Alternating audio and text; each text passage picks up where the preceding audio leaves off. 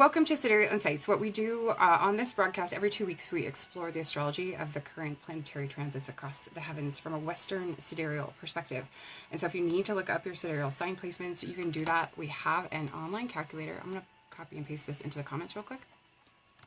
This is online. It's a free birth chart calculator for your 𝗕𝗙𝗏𝗏𝗵𝘁𝘀 sidereal birth chart. And now, because I have to make my browser window bigger, this is the part where I need you to bear with me.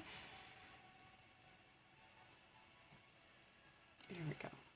So that should do it. But now I have to change things back so I can actually see my notes. So there we go. Okay. So that's if you need to look up your sidereal sign placements, you can use that calculator. It's at mysticphysick.com/sidereal tools. You can find out your placements for free. I'm Phaedra. I'm the astrologer and artist of Mystic Physick Astrology, and I use Western sidereal astrology in my practice, working with folks to kind of reconnect with their soul purpose and remember why they came to begin with. And so really my aim with the broadcast is to provide guidance on how we can consciously use the energy of the transiting planets to affect our lives in a positive way. And so the idea is we're learning to, or practicing, responding to our transits rather than simply reacting to them. And so please like and share the broadcast, tag a friend if you know someone who might be interested joining us. You can also follow Mystic Physick on Facebook, and be sure to subscribe to our YouTube channel. Today we're talking about Mercury's upcoming retrograde and how to prepare for it. The Mars-Uranus conjunction that I think we're really kind of starting to feel now. It's going to be exact in about 2 days. And we're going to talk a little bit on the full moon in Sidereal Leo that we have coming up next week. So where are we at right now? Let's kind of orient ourselves, shall we? So all the planets right now are still in direct motion, right? We've been talking about that since early January. That is going to remain that way through March 5th. But we are entering, here in just a few short days, we're entering Mercury's retrograde shadow period. So I want you to be cognizant of that. We're going to talk a little bit more specifically about what that means here in just a moment. We have the Sun currently in Sidereal Capricorn just for a couple more days. We have Venus in Sagittarius right now, and that will be through later on in February. Mars and Mercury also recently changed signs. Mars moved into Aries on the 7th, same day that Mercury entered Aquarius, right? So what does this mean? This means that we still have a couple more days for you to really be putting your energy into your biggest ambitions of the year. You can do that through February 13th, and I would encourage you to give this like just the last crunch time, just jump in and do as much as you can here in the next couple of days towards moving your biggest ambition for the year forward while we still have the Sun in Sidereal Capricorn. With Venus in Sagittarius, this is going to last for about 2 more weeks until our next Astro update. This is a time frame when I wanted to encourage you to be thinking big, right? Thinking big can pay off when we have Venus in Sagittarius. And so this is where you want to really start exploring new territory for inspiration. That can be through foreign cultures, through foreign people in your lives, through the value systems of foreign cultures, artistic exploration. All these types of things can bring outsized benefits while Venus is in Sagittarius, and that's going to be through late February. So got another 2 weeks for that more expansive, like big picture focus, where I want you to be looking at how you can bring things of value from outside of your current place, your current culture, your current zone where you operate to inform what you do going forward. Okay, so this is about improving on the next stage, right? So we also have, as I was saying, and this is where I gotta follow my notes here, but I can't control my own touch screen. With Mars being in Aries and Mercury in Aquarius, this is going to give us some added energy. First of all, to Mars being in his home sign. So that's a 6.5 week long transit, right? So we're going to have that going on for a while. And what I really want to call out here for you is anything that requires initiative, a degree of courage or bravery, an adventurous spirit. anything that involves exploring unexplored territory, these are things that are very supported while you have Mars in Aries. So tap into that in your own life. Look for ways that you can cultivate an adventurous spirit in yourself so that you can bring that Mars in Aries energy into your own life. Mercury being in Aquarius, this is a little bit different. This is where we get news that'll come to us through friends and acquaintances, people we know socially, but can also speak to things like gossip or social commentary, right? That's Mercury in Aquarius. We're going to have that for 3 weeks through the 25th of February as well, at the same time that we have Venus finishing her tour of Sagittarius. So we'll talk about what's coming up after that at the next broadcast on the 25th. We also have, in just 2 days, the sun moving into Aquarius, where he'll join Mercury. Okay, so at the same day, this particular day, put a pin in it, pay attention to what happens. The reason I'm calling it out is the same day that our Mars-Uranus conjunction is exact. And Uranus, of course, is the planet of surprises and sudden events, unexpected things. Mars, of course, being about activity and initiative, but Mars is also can be argumentative and confrontational, right? So this is a day to keep your eye on, in part because there's a risk of accidents, especially involving Mars-ruled things like guns or knives or explosions or head injuries, right? So that's one thing. You want to be sure to be very safety conscious during the days around the 13th. But the other thing that I want to bring up is that there are ways for you to kind of channel this energy. It's a very urgent and very potentially explosive kind of energy, and you can channel it very well through physical activities. Things like sports, right, are excellent ways to channel this activity. Or consider, you know, embarking on a radical new adventure, like explore things that have a spark of ingenuity to them. Impulsiveness and unpredictable behavior, though, that's the order of the day when Mars and Uranus meet up, okay? Pent-up energy is seeking release, and it can kind of release in any direction when it's the conjunction, and when it's involving Uranus, it's really, really unpredictable. But like I was saying, this can be explosive. It's also an energy where we're more likely to feel a little bit rebellious and impulsive, okay? You're much more likely to rebel against the status quo, okay?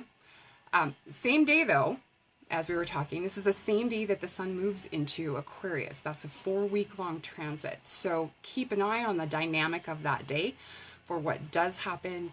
Take extra precautions for your own personal safety and look for ways to channel that conjunction energy constructively rather than just reacting, because we can be quick to anger, we can be easily irritable, and we can kind of be short-fused at the same time. Okay, but a willingness to venture into unexplored territory in the coming weeks while we have the sun in Aquarius and Mars in Aries, that can bring surprising results. And so that's what I really want to call your attention to, is the possibility to tap into some surprising results here in the next couple of weeks.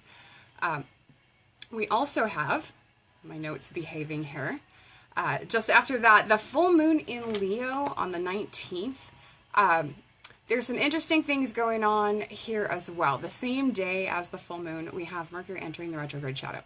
So part of what I want to call out to is that we have this last little window of opportunity to wrap up certain activities pre-Mercury retrograde, where we're kind of in a safe zone before we enter the shadow. But once we enter the shadow, we really start feeling the effects of that slowdown, the Mercury retrograde slowdown. Okay, so use these last remaining days wisely before we hit the full moon in Leo, because that's when the kickoff towards that Mercury retrograde is really going to get underway. Okay, so the full moon, though, actually no, let me make sure I've covered my notes for the Mercury retrograde, because we do get new people watching the broadcast from time to time, and I wanted to touch on some things and throw some resources your way if this material is kind of new to you. So the retrograde itself, Mercury retrograde, is going to last through the 28th, okay, of March. It'll be retrograde starting March 5th.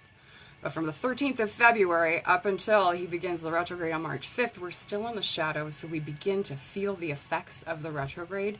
So as you plan for how to use this retrograde period, you're going to want to bust out your copy of the Mercury Retrograde Survival Guide or go revisit the blog post that I wrote about it. And what you're going to want to pay attention to is the houses in your birth chart which are occupied by Pisces and Aquarius, because that's where Mercury will be retrograde this time. And so the blog post or the full guide, if you have the complete 33-page guide, they're going to give you some guidance on how you can make plans that are in alignment with this retrograde energy consciously. Mercury backtracking into Aquarius on the 14th gives you two different ways of working with this energy. So you can consider, do you want to choose one, the other, or do you want to explore both? But that Mercury Retrograde Survival Guide is what's going to give you insight that you can use for inspiration on how to custom tailor your retrograde plans for your own life so that you're working with the retrograde rather than fighting it, okay? Because fighting a retrograde is not fun for anybody. Don't do it, okay? But if you need a refresher on what the retrograde is about, I'm going to give you a link here in the comments. So this is going to kind of go over what it's about and how you can best navigate it. So be sure and spend some time with this material. Let's see. Got to get my comment box back. Let me have my own cursor, please. All right. Okay. We'll see. I'm not sure how I feel about this touchscreen laptop now that I'm actually having, issues with it. Maybe it'll change my feelings about touchscreen laptops. There you go. That's where you can go to check out the blog post. The blog post touches on everything, kind of gives you a general overview, but the complete 33-page guide is where you're going to get all my full direction on how you can use Mercury retrogrades with intention, where you can just, here's what I'm going to do. And once you get in the practice of doing that, they become a lot more enjoyable. That's a dirty little secret about Mercury retrograde. What else do we have going on? Venus and Mercury are going to be changing signs later this month. We talked a little bit about that. Hold on, let me back up though, because I feel like I skipped over a little bit of full moon in Leo here. So the full moon in Leo, you'll get more detail about this on the website with the February horoscope. But one thing that I brought up about the full moon in Leo is that this is a time frame where a revelation could bring disappointment or consequences, or even risk potentially of loss.